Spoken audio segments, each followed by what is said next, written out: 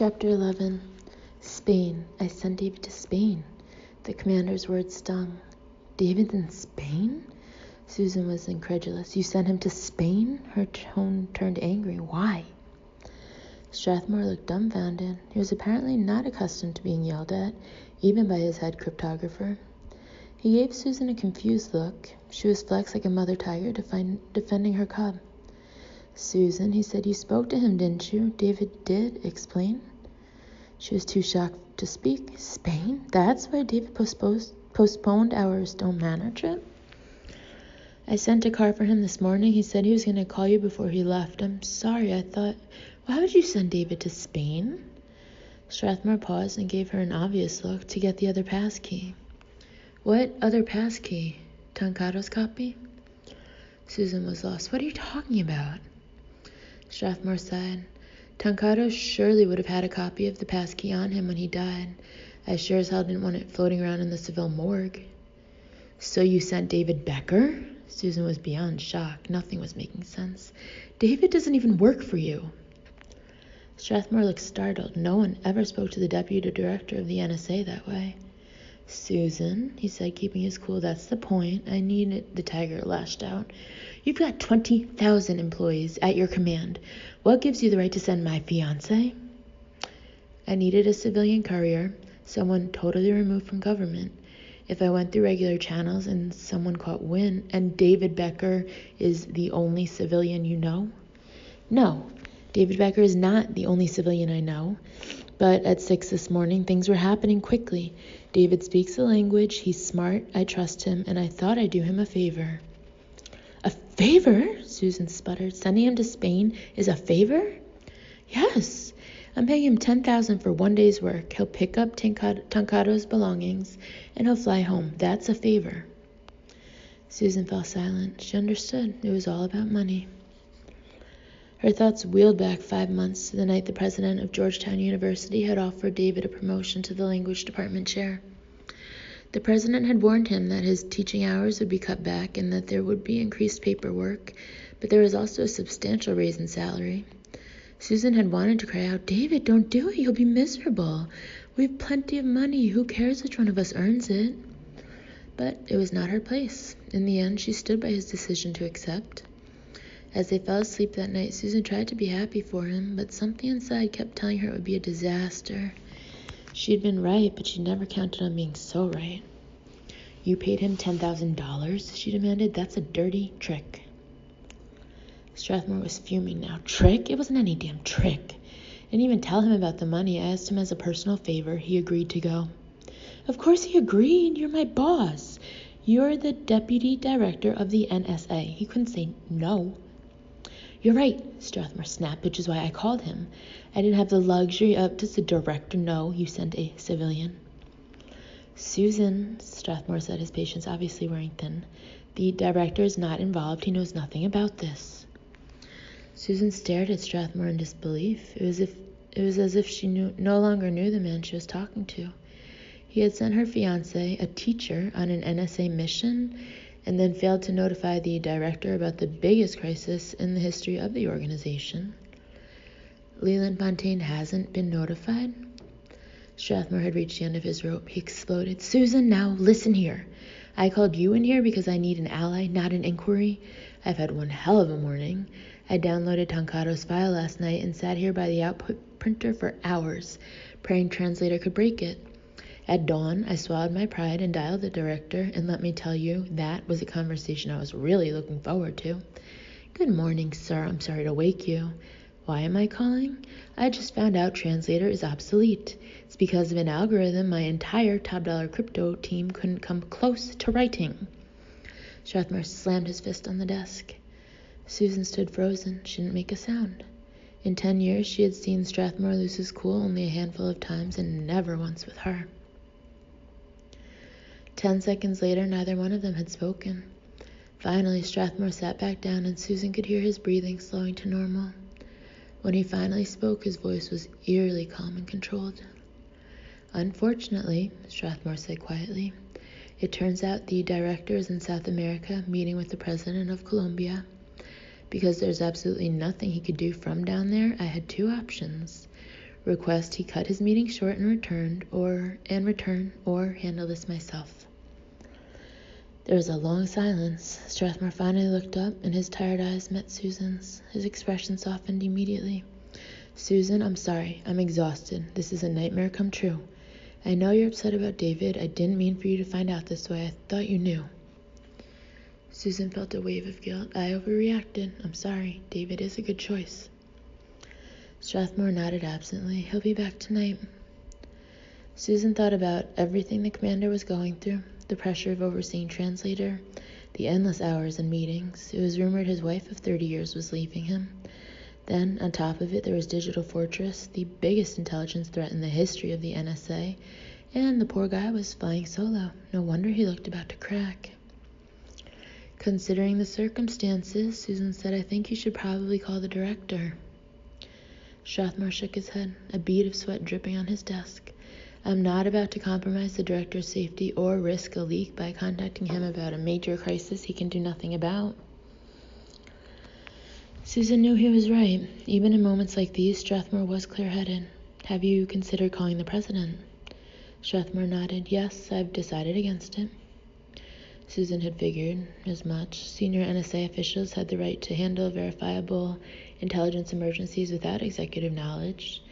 The NSA was the only U.S. intelligence organization that enjoyed total immunity from federal accountability of any sort. Strathmore often availed himself of this right. He preferred to work his magic in isolation. Commander, she argued, this is too big to be handled alone. You've got to let somebody else in on it. Susan, the existence of Digital Fortress has major implications for the future of this organization. I have no intention of informing the president behind the director's back. We have a crisis, and I'm handling it. He eyed her thoughtfully. I am the deputy director of operations. A weary smile crept across his face. And besides, I'm not alone. I've got Susan Fletcher on my team. In that instant, Susan realized what she respected so much about Trevor Strathmore. For 10 years, through thick and thin, he had always led the way for her, steadfast, unwavering. It was his dedication that amazed her, his unshakable allegiance to his principles, his country, and his ideals. Come what may, Commander Trevor Strathmore was a guiding light in a world of impossible decisions. You are on my team, aren't you? He asked. Susan smiled. Yes, sir, I am 100%. Good. Now, can we get back to work? Chapter 12. David Becker had been to funerals and seen dead bodies before, but there was something particularly unnerving about this one. It was not an immaculately groomed corpse resting in a silk-lined coffin. This body had been stripped naked and dumped unceremoniously on an aluminum table. The eyes had not yet found their vacant, lifeless gaze. Instead, they were twisted upward toward the ceiling in an eerie freeze frame of terror and regret. ¿Dónde están sus efectos? Becker asked in fluent Castilian Spanish. Where are his belongings? Ahí, replied the yellow-toothed lieutenant. He pointed to a counter of clothing and other personal items. Es todo? Is that all? Sí. Becker asked for a cardboard box. The lieutenant hurried off to find one. It was Saturday evening, and the Seville morgue was technically closed. The young lieutenant had let Becker in under direct orders from the head of the Seville Guardia. It seemed the visiting American had powerful friends. Becker eyed the pile of clothes. There was a passport, wallet, and glasses stuffed in one of the shoes. There was also a small duffel the Guardia had taken from the men's hotel. Becker's directions were clear. Touch nothing, read nothing, just bring it all back, everything. Don't miss anything. Becker surveyed the pile and frowned. What could the NSA possibly want with this junk? The lieutenant returned with a small box, and Becker began putting the clothes inside. The officer poked at the cadaver's leg. ¿Quién es? Who is he? No idea. Looks Chinese. Japanese, Becker thought.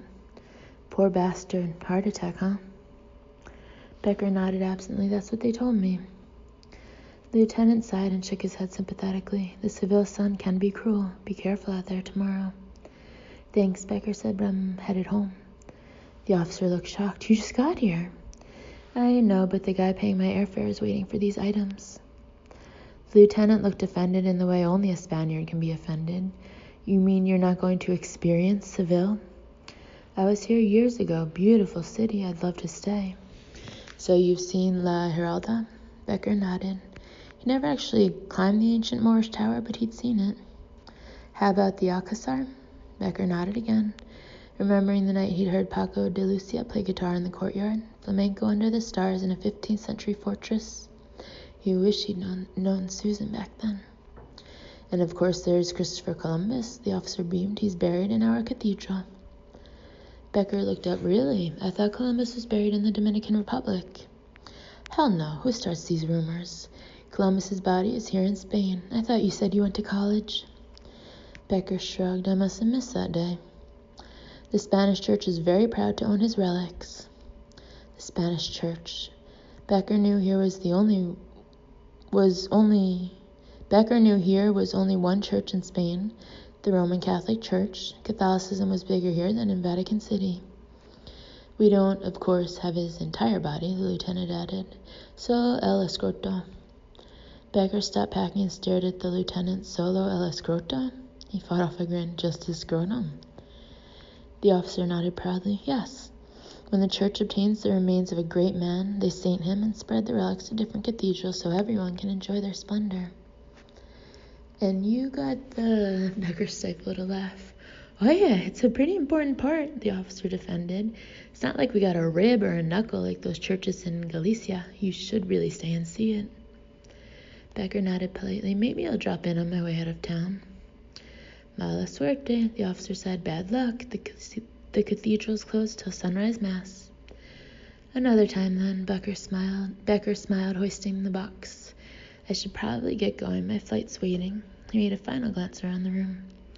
You want to ride to the airport? The officer asked. I've got a Moto Guzzi out front. No, thanks. I'll catch a cab. Becker had driven a motorcycle once in college and nearly killed himself on it. He had no intention of getting on one again, regardless of who was driving. Whatever you say, the officer said, heading for the door. I'll get the lights. Becker tucked the box under his arm. Have I got everything? He took a last look at the body on the table. The figure was stark naked, face up under fluorescent lights, clearly hiding nothing. Becker found his eyes drawn again to the strangely deformed hands. He gazed a minute, focusing more intently. The officer killed the lights and the room went dark. Hold on, Becker said. Turn those back on. The lights flickered back on. Becker set his box on the floor, walked over to the corpse. He leaned down and squinted at the man's left hand. The officer followed Becker's gaze. Pretty ugly, huh? But the deformity was not what had caught Becker's eye. He'd seen something else. He turned to the officer. You're sure everything's in this box? The officer nodded. Yeah, that's it. Becker stood for a moment with his hands on his hips. Then he picked up the box, carried it back over to the counter, and dumped it out. Carefully, piece by piece, he shook out the clothing. Then he emptied the shoes and tapped them as if trying to remove a pebble. After going over everything a second time, he stepped back and frowned. Problem? Asked the lieutenant. Yeah, Becker said. We're missing something. Chapter 13. Tokugen Numataka stood in his plush penthouse office and gazed out at the Tokyo skyline. His employees and competitors knew him as Akuta Same, the deadly shark. For 3 decades, he'd outguessed, outbid, and out-advertised all the Japanese competition. Now, he was on the brink of becoming a giant in the world market as well. He was about to close the biggest deal of his life, a deal that would make his Pneumatech Corp the Microsoft of the future. His blood was alive with a cool rush of adrenaline. Business was war, and war was exciting. Although Tokugen Numataka had been suspicious when the call had come 3 days ago, he now knew the truth. He was blessed with Miori, good fortune. The gods had chosen him. I have a copy of the Digital Fortress passkey, the American accent had said. Would you like to buy it? Numataka had almost laughed aloud. He knew it was a ploy. Pneumatech Corp had bid generously for Ensei Tankado's new algorithm, and now one of Pneumatech's competitors was playing games, trying to find out the amount of the bid. You have the passkey? Numataka feigned interest. I do. My name is North Dakota. Numataka stifled a laugh. Everyone knew about North Dakota. Tankado had told the press about his secret partner. It had been a wise move on Tankado's part to have a partner. Even in Japan, business practices had become dishonorable. Ensei Tankado was not safe, but one false move by an overeager firm and the passkey would be published. Every software firm on the market would suffer. Numataka took a long pull on his umami cigar and played along with the caller's pathetic charade. So you're selling your passkey? Interesting. How does Ensai Tankado feel about this? I have no allegiance to Mr. Tankado. Mr. Tankado is foolish to trust me. The passkey is worth hundreds of times what he is paying me to handle it for him. I'm sorry, Numataka said. Your passkey alone is worth nothing to me. When Tankado finds out what you've done, he will simply publish his copy and the market will be flooded. You will receive both passkeys, the voice said, Mr. Tankado's and mine. Numataka covered the receiver and laughed aloud. He couldn't help asking, how much are you asking for both keys? $20 million US. $20 million was almost exactly what Numataka had bid. 20 million, he gasped in mock horror. That's outrageous. I've seen the algorithm. I assure you it's well worth it. No shit, thought Numataka. It's worth 10 times that. Unfortunately, he said, tiring of the game, we both know Mr. Tankado would never stand for this. Think of the legal repercussions. The caller paused ominously. What if Mr. Tankado were no longer a factor? Numataka wanted to laugh, but he noted an odd determination in the voice. If Tankado were no longer a factor, Numataka considered it, then you and I would have a deal. I'll be in touch, the voice said. The line went dead. Chapter 14. Becker gazed down at the cadaver. Even hours after death, the Asian's face radiated with a pinkish glow of recent sunburn. The rest of him was a pale yellow, all except the small area of purplish bruising directly over his heart. Probably from the CPR, Becker mused. Too bad it didn't work. He went back to studying the cadaver's hands. They were like nothing Becker had ever seen. Each hand had only 3 digits, and they were twisted and askew. The disfigurement, however, was not what Becker was looking at. Well, I'll be, the lieutenant grunted from across the room. He's Japanese, not Chinese. Becker looked up. The officer was thumbing through the dead man's passport. I'd rather you didn't look at that, Becker requested. Touch nothing, read nothing. Ensai Tankado, born January. Please, Becker said politely, put it back. The officer stared at the passport a moment longer and then tossed it back on the pile. This guy's got a Class 3 visa. He could have stayed here for years. Becker poked at the victim's hand with a pen. Maybe he lived here? Nope, date of entry was last week. Maybe he was moving here, Becker offered curtly. Yeah, maybe. Crummy first week, sunstroke and a heart attack. Poor bastard. Becker ignored the officer and studied the hand. You're positive he wasn't wearing any jewelry when he died? The officer looked up, startled. Jewelry? Yeah, take a look at this. The officer crossed the room. The skin on Tankado's left hand showed traces of sunburn, everywhere except a narrow band of flesh around the smallest finger. Becker pointed to the strip of pale flesh. See how this isn't sunburned here? Looks like he was wearing a ring. The officer seemed surprised. A ring? His voice sounded suddenly perplexed. He studied the corpse's finger. Then he flushed sheepishly. My gosh, he chuckled. The story was true? Becker had a sudden sinking feeling. I beg your pardon?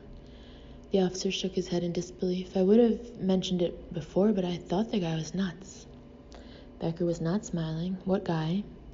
The guy who phoned in the emergency, some Canadian tourist, kept talking about a ring, babbling in the worst damn Spanish I ever heard. He said Mr. Tankado was wearing a ring? The officer nodded. He pulled out a Ducato cigarette, eyed the no fumar sign, and lit up anyway. Guess I should have said something, but the guy sounded totally loco. Becker frowned. Strathmore's words echoed in his ears. I want everything Ensai Tankado had with him. Everything. Leave nothing, not even a tiny scrap of paper. Where is the ring now? Becker asked. The officer took a puff. Long story. Something told Becker this was not good news. Tell me anyway. Chapter 15. Susan Fletcher sat at her computer terminal inside Node 3. Node 3 was the cryptographer's private soundproof chamber just off the main floor. A 2-inch sheet of curved one-way glass gave the cryptographers a panorama of the crypto floor while prohibiting anyone else from seeing inside. At the back of the expansive Node 3 chamber, 12 terminals sat in a perfect circle. The annular arrangement was intended to encourage intellectual exchange between cryptographers, to remind them they were part of a larger team, something like a Codebreakers Knights of the Round Table. Ironically, secrets were frowned on inside Node 3. Nicknamed the Playpen, Node 3 had some of the sterile feel of the rest of crypto. Had none of the sterile feel of the rest of crypto. It was designed to feel like home: plush carpets, high-tech sound system, fully stocked fridge, kitchenette, a Nerf basketball hoop. The NSA had a philosophy about crypto. Don't drop a couple $1,000,000 into a code-breaking computer without enticing the best of the best to stick around and use it. Susan slipped out of her Salvatore Ferragamo flats and dug her stocking toes into the thick pile carpet. Well-paid government employees were encouraged to refrain from lavish displays of personal wealth. It was usually no problem for Susan. She was perfectly happy with her modest duplex, Volvo sedan, and conservative wardrobe. But shoes were another matter. Even when Susan was in college, she'd budgeted for the best. You can't jump for the stars if your feet hurt, her aunt had once told her, and when you get where you're going, you darn well better look great. Susan allowed herself a luxurious stretch and then settled down to business. She pulled up her tracer and prepared to configure it. She glanced at the email address Strathmore had given her, ndakota@ara.anon.org. The man calling himself North Dakota had an anonymous account, but Susan knew it would not remain anonymous for long. The tracer would pass through ARA, get forwarded to North Dakota, and then send information back containing the man's real internet address. If all went well, it would locate North Dakota soon, and Strathmore could confiscate the passkey. That would leave only David. When he found Toncato's copy, both passkeys could be destroyed. Toncato's little time bomb would be harmless, a deadly explosive without a detonator. Susan double-checked the address on the sheet in front of her and entered the information in the correct data field. She chuckled that Strathmore had encountered difficulty sending the tracer himself. Apparently he'd sent it twice, both times receiving Toncato's address back rather than North Dakota's. It was a simple mistake, Susan thought. Strathmore had probably interchanged the data fields, and the tracer had searched for the wrong account. Susan finished configuring her tracer and queued it for release. Then she hit return. The computer beeped once. Tracer sent. Now came the waiting game. Susan exhaled. She felt guilty for having been hard on the commander. If there was anyone qualified to handle this threat single-handed, it was Trevor Strathmore. He had an uncanny way of getting the best of all those who challenged him. 6 months ago, when the EFF broke a story that an NSA submarine was snooping underwater telephone cables, Strathmore calmly leaked a conflicting story that the submarine was actually illegally burying toxic waste. The EFF and the oceanic environmentalists spent so much time bickering over which version was true, the media eventually tired of the story and moved on. Every move Strathmore made was meticulously planned. He depended heavily on his computer when devising and revising his plans. Like many NSA employees, Strathmore used NSA-developed software called Brainstorm, a risk-free way to carry out what-if scenarios in the safety of a computer. Brainstorm was an artificial intelligence experiment described by its developers as a cause-and-effect simulator. It originally had been intended for use in political campaigns as a way to create real-time models of a given political environment. Fed by enormous amounts of data, the program created a relationary web, a hypothesized model of interaction between political variables, including current prominent figures, their staffs, their personal ties to each other, hot issues, individuals' motivations weighted by variables like sex, ethnicity, money, and power.